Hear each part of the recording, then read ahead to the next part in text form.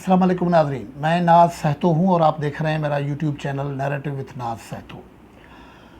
नाज़रीन, गुज़श्ता 2-3 दिनों से पाकिस्तान में रोडों रस्तों पे जो हालत है वो बता रही है कि हुकूमत कितनी कमज़ोर है। ये डंडा बरदार जत्थे कितने ताकत में है और ये जत्थे इस किस्म की जब कार्रवाई करती हैं तो पाकिस्तान की तारीख़ पे नज़र रखने वाले लोगों को ज़हन में ये भी आता है कि ये जत्था जो है, ये जो जत्था कल्चर है, इसको कौन कौन पैटर्नाइज़ कर रहा था और कैसे पैटर्नाइज़ होते रहे हैं। अब अचानक से वज़ीर दाखिला शेख रशीद साहब जो 2 दिन तो गायब रहे थे, बिलाखिर मैदान में आए। इमरान खान भी 2 दिन गायब थे और उन्होंने तो कोई तफसीली इतने संगीन मसले पे बात नहीं की है, जिस मसले के नतीजे में पाकिस्तान के पुलिस के लोग जत्था बरदारों ने शहीद किए हैं, रोड रास्ते बंद किए हैं और आम ज़िंदगी मुअत्तल किया है। शेख रशीद को बिलाखिर बात करनी पड़ी और उन्होंने कहा है कि पंजाब हुकूमत ने सिफारिश की है और हमने समरी भेज दी है वफाकी काबीना को और हम पाबंदी लगाने जा रहे हैं पाकिस्तान तहरीक लबैक जो है उसके ऊपर TLP पे। और उसका जो कानूनी तरीका तकाज़ा है वो लगता ऐसा है कि शेख रशीद की वजारत या इमरान खान की हुकूमत उसको फॉलो नहीं कर रही है। इस सिलसिले में तो एक बाकायदा फ़ैसला आया हुआ है जस्टिस काजी फ़ायज़ ईसा साहब और जस्टिस मुशीर आलम साहब का, जो फैज़ाबाद धरने के सिलसिले में फ़ैसला था, लेकिन उस फ़ैसले पे तो उन्होंने अमल दरामद नहीं किया। अलबत्ता ये किया कि काजी फ़ायज़ ईसा साहब को ख़ुद मुश्किल में डाल दिया और कोशिश ये करी कि उसको अदालत से बाहर किया जाए, लेकिन वो अभी तक हो नहीं पाया है। आज हम गुफ्तगू इस हवाले से करेंगे कि ये जो जत्था बरदार हैं, ये पाकिस्तान में इसका कल्चर कहाँ से आया और क्या इस किस्म की पार्टी पे पाबंदी लगाना जो होती है वो मसले का हल हो सकती है या मसला का हिस्सा होता है। क्योंकि बुनियादी तौर पर इस किस्म के एंटिटीज़ जो हैं उनको अगर ख़त्म करना और पाबंदी लगाना रियल सेंस में मकसूद हो तो उसके तरीके और हो सकते हैं, लेकिन लगता ऐसा है कि इस किस्म की धड़ों को ज़रूरत के वक्त इस्तेमाल करने के लिए ज़िंदा रखा जाता है। मिसाल के तौर पर TLP की इससे बड़ी क्या खिदमत हो सकती है कि TLP ने सदर आरिफ अलवी को गुज़श्ता अगस्त 2018 में भी वोट दिए हैं। अब ज़ाहिर है सवाल ये भी पैदा होंगे कि अगर TLP दहशतगर्द तंजीम है और उस पर पाबंदी लगाई दी जाती है तो फिर क्या आरिफ अलवी साहब भी सदारत छोड़ेंगे, क्योंकि उनके वोट तो उनको भी मिले थे। गुफ्तगू इस हवाले से आगे बढ़ाएं। इससे पहले आपने अगर ये YouTube चैनल सब्सक्राइब नहीं किया है तो इसको सब्सक्राइब कर लें, वीलॉग देखें, आपको पसंद आते हैं तो लाइक करें, कमेंट करें, शेयर करें। तो पाकिस्तान में जो सियासी पार्टियों और बल्कि सियासी पार्टी से ज़्यादा ये जो पाबंदी का कल्चर है, पाबंदी की जो रवायत है वो काफ़ी पुरानी है। जमात इस्लामी पे भी अयूब खान ने पाबंदी लगाने की कोशिश की थी, वो अब तक ज़िंदा है, वो भी कोर्ट से उसको रिलीफ मिल गया था। उसकी पाबंदी भी अयूब खान ने बिल्कुल ऐसे ही हेफाजत वे में लगाई थी जैसे शेख रशीद साहब ने इस पाबंदी का ऐलान कर दिया है। और बाद में ये पता चला था कि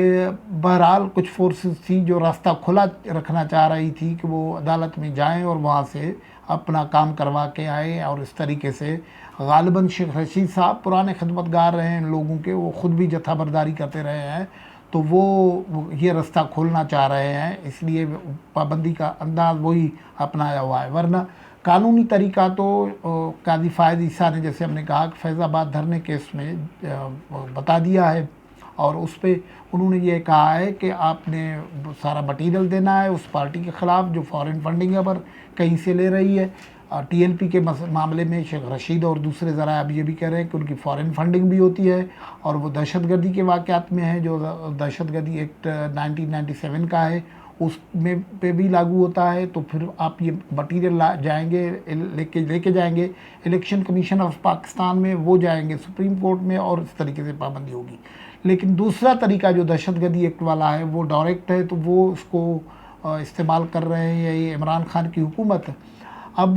यानी कोर्ट वाला दरवाज़ा तो इनके पास रहेगा। इससे पहले जैसे मैंने कहा जमात इस्लामी को बैन किया था, फिर भुट्टो साहब ने भी ये शौक़ फरमाया था और नैब उस वक्त थी नेशनल अवामी पार्टी, ख़ान अब्दुल वली ख़ान और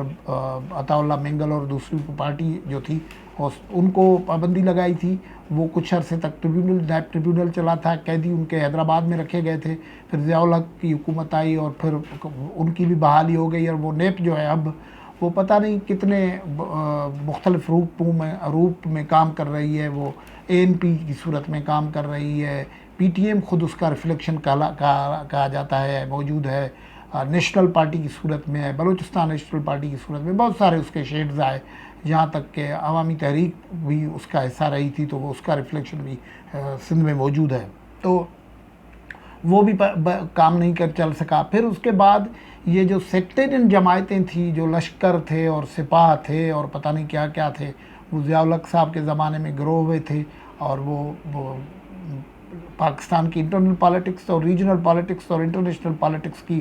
ضرورت کے نتیجے میں ان کو پیسے بھی ادھر ادھر سے ملتے تھے، وسائل بھی مہیا ہوتے تھے، وہ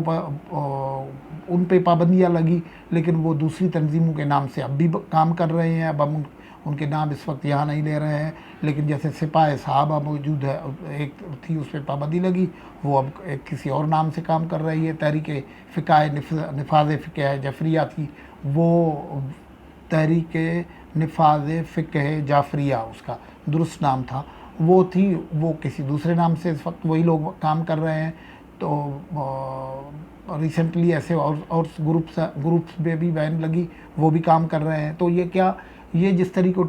طریقے سے TLP کو بین کیا جا رہا ہے، لیکن اس کے ابھی تک اثاثے منجمد نہیں ہو رہے ہیں۔ سب سے بڑا اثاثہ تو یہ اس قسم کے جتھے ہیں جن کو پتہ نہیں کیا کیا کبھی اسٹریٹجک اسیٹ اور کیا کیا کہا جاتا تھا، یہ بھی موجود ہیں۔ اب ان کو بھی اس طریقے سے لایا گیا تھا نا، آپ دیکھیں کہ یہ کیسے ابھرے، کیسے نواز شریف کے خلاف ایک پولیٹیکل انوائرمنٹ بنا ہوا تھا، اور اس درمیان میں اس قسم کے معاملات چل رہے تھے۔ پھر ایک مذہبی معاملہ چلا ہوا تھا، پھر وہ سلمان تاثیر والا معاملہ ہوا، اور وہاں سے ممتاز قادری والا معاملہ ہوا، یہ لوگ رستوں پہ آ گئے، اور پھر یہ پورا تماشا ہوتا رہا، اور لوگ ان کی ایک اپنی آئیڈینٹی بن گئی، اور پھر ان کو اسمبلی تک پہنچایا گیا، اسمبلی میں پہنچ گئے یہ لوگ سب، ان پولیٹیکل پارٹیز سب ان کے اب انٹرسٹ ہیں۔ لیکن اب اس پہ تو اتفاق رائے موجود ہے کہ یہ اس قسم کی یہ جو گروپس ہوتے ہیں جو ملک کے کانسٹیٹیوشن سے زیادہ اپنے عقیدوں اور دوسری چیزوں کو پرویل کرتے ہیں، اور وہ اپنے ہی فیصلے کو آخری حرف آخر سمجھتے ہیں، تو ان کے ساتھ نمٹنے کا طریقہ کیا ہے؟ ایسے ایک حکومتی نظام میں کیا اس قسم کی تنظیموں پہ بین ممکن ہو سکے گی جو خود ہی کسی ہائبرڈ سسٹم کا حصہ ہو، اور وہ خود بھی کسی نہ کسی طریقے سے اس قسم کے معاملات کر چکے ہوں؟ آپ کو پتہ ہے کہ یہی اس قسم، اب کوئی سوال اٹھا سکتا ہے کہ جب دھرنا عمران خان دے تو جائز اور دوسرا کوئی دے تو ناجائز، یہ صورتحال تو اب آہستہ آہستہ بحث میں جائے گی۔ لیکن جو بہت بڑی بری بات ہمیں نظر آئی وہ رہی کہ 3 دن سے پاکستان کے روڈوں رستوں پہ پاکستان کی فورسز، جو پولیس فورس اور دوسرے فورسز، جو عام شہریوں اور گنڈوں، دہشت گردوں اور کرمنلز کے بیچ میں ایک دیوار ہوتی ہے عام پولیس اہلکار کی، اس پولیس والے کو جیسے مارا گیا، جس کو بے ابرو کیا گیا، حتیٰ کہ قتل کیا گیا، اور پھر ابھی شیخ رشید صاحب فرما رہے ہیں کہ ہمارے پاس اطلاعات ہیں کہ انہوں نے ٹریننگ لی ہوئی تھی ہتھیار چلانے کی، اس وجہ سے ہتھیاروں کے نتیجے میں، فائرنگ کے نتیجے میں لوگ مرے ہیں، ان کا پلان بڑا تھا، ہم تیار ہو کے نہیں آتے تھے۔ پھر سوال یہ بھی آتا ہے کہ اگر اتنی خطرناک تھی تو آپ اسی تنظیم سے ووٹ بھی لے رہے تھے، آپ کو پتہ ہونا چاہیے تھا، ووٹ صدر منتخب کروا رہے تھے، وزیر اعظم منتخب کروا رہے تھے، ان سے ووٹ لے رہے تھے۔ پھر یہ بھی نہیں، اس کے بعد یہ اسی تنظیم سے ابھی نومبر میں معاہدہ کر رہے تھے، وہ معاہدے کے پیپر اٹھا کے جمع کر وہ سب کو دکھا رہے ہیں کہ انہوں نے کہا تھا کہ حکومت نے مانا تھا اسی تنظیم کے ساتھ کہ ہمیں وقفہ دیں، مہلت دیں 3-4 مہینے کی، ہم فرانس کے سفیر کو ملک بدر کر دیں گے۔